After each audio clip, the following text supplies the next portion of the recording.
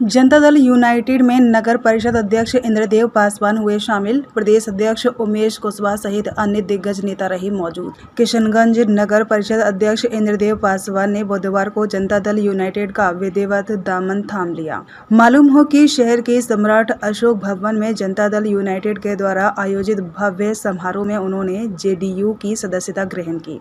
इस अवसर पर प्रदेश अध्यक्ष उमेश कुशवाहा, प्रभारी मंत्री मोहम्मद जमा खान, गुलाम रसूल बलियावी सहित अन्य नेता और सैकड़ों कार्यकर्ता मौजूद थे। आयोजित कार्यक्रम में नगर परिषद अध्यक्ष इंद्रदेव पासवान ने तमाम नेताओं का स्वागत किया। इस अवसर पर प्रदेश अध्यक्ष उमेश कुशवाहा ने राज्य सरकार द्वारा चलाई जा रही योजनाओं की उपलब्धियों से अवगत करवाया। वहीं उन्होंने लालू प्रसाद यादव के ऊपर जमकर निशाना साधा और कहा कि चुनावी वर्ष है, इसलिए तेज प्रताप यादव को पार्टी से निष्कासित किया गया है।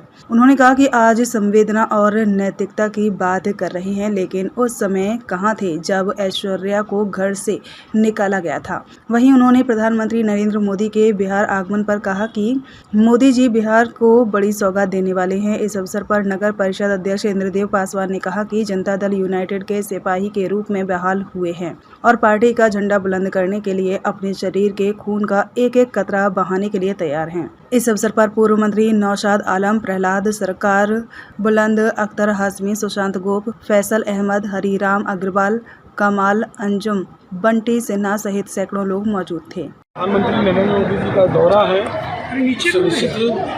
जो अभी आ रहे हैं, जो एयरपोर्ट का उद्घाटन करना है, जो भवन बिल्डिंग बना है और एयरपोर्ट का, और उसके बाद कई कार्यक्रम माननीय प्रधानमंत्री जी का लगा हुआ है। सब लोग उसमें लगे हुए हैं। जो उनके आने पर सब जो बिहार की जनता है वो पलके बिछाए हुए हैं। उनके स्वागत में बहुत मजबूती के साथ उनका स्वागत करेगा, अभिनंदन करेगा। सर, अभी लालू प्रसाद का यह पूरा घमासान चल रहा उनके परिवार में, इस पर क्या कहें? तो उनके पारिवारिक मामला है, इस पर कोई टिप्पणी करने की जरूरत नहीं है।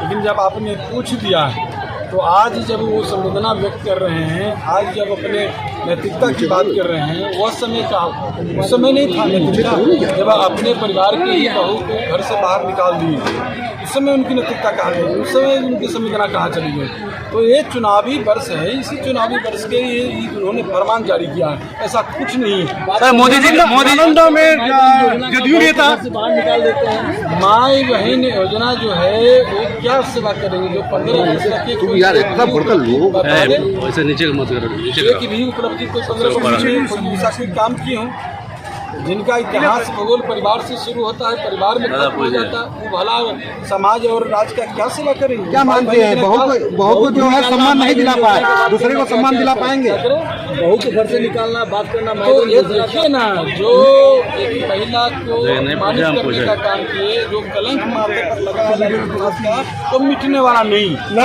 मोदी जी का जो है बाबर मंडी का रकम मंडी की छापेमारी चल रही है, वहाँ पता चला है जो हथियार का जखीरा है। ये तो हमको जानकारी नहीं है। सर, मोदी जी का कार्यक्रम है पटना में दिन दहाड़े। ये जनता दल का सिपाही के रूप में बहाल हुए हैं और जिस तरह बॉर्डर पर सेना कंधे पर बंदूक लेकर के देश की रक्षा करता है, अपना एक एक खून का कतरा देश पर निछावर करता है, इसी तरह यह जनता दल का सिपाही अपने शरीर का एक एक खून का कतरा जनता दल के का झंडा बुलंद करने के लिए खर्च किया। तमाम पदाधिकारियों का, जनता दल यूनाइटेड के तमाम कार्यकर्ताओं का हम आभार प्रकट करना चाहते हैं।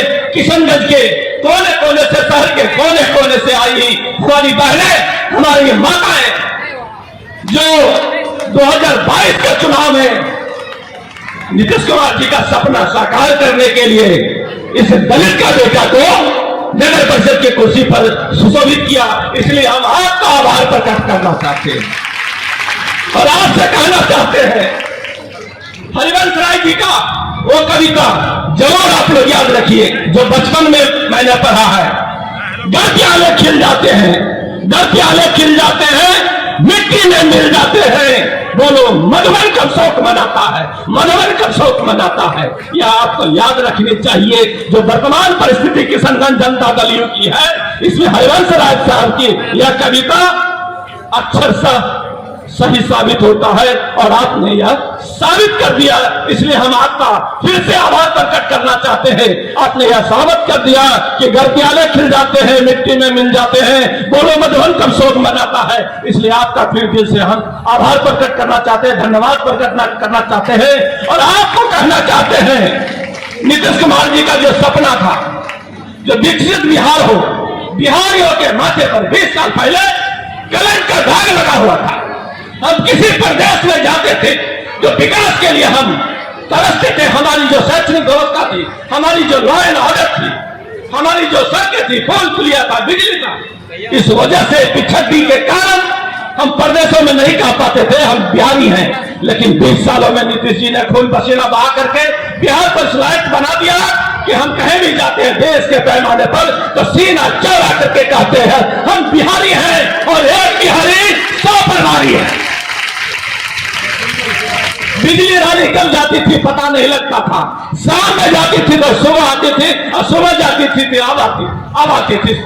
लेकिन अब बिजली कब गई कब आई किसी को पता नहीं लगता है। आंख मलते हैं बिजली जाती है, आंख खोलते हैं बिजली चली जाती है। बंगाल का सीमाना है साथियों, हम लोग जानते हैं हमारे इलाके का सब सीमाना ये पहचान था। जहां सबसे जर्जर होती थी वहां सीमाना बिहार का शुरू होता था और जो चिकनी सड़कें होती थी वो बंगाल का सीमाना होता था कि नहीं? बोले होता था कि नहीं होता था? होता था ना। तो ये किसने किया? ये नीतीश कुमार ने किया। ये नीतीश कुमार जी का प्रयास से हुआ, इसलिए हम उनका आभार प्रकट करना चाहते हैं। शैक्षणिक व्यवस्था की जो हाल था, स्कूल था तो मास्टर नहीं था, मास्टर था तो डेस्टर नहीं था, डेस्टर था तो चौक नहीं था, चौक था तो ब्लैक बोर्ड नहीं था। लेकिन आज हमारे बिहारी भाई जो शैक्षणिक स्तर का तापमान उठाए हैं वो देश के पैमाने पर IAS IPS का आंकड़ा बढ़ाकर के आपके सामने एक रिकॉर्ड प्रस्तुत किया। इसलिए नीतीश कुमार जी का फिर से एक बार जोरदार तालियों से आप आभार प्रकट करिए। और आपको गुजारिश करेंगे, मैं अपनी बातें बहुत लंबी नहीं करना चाहता हूं, आप जगे रहिए।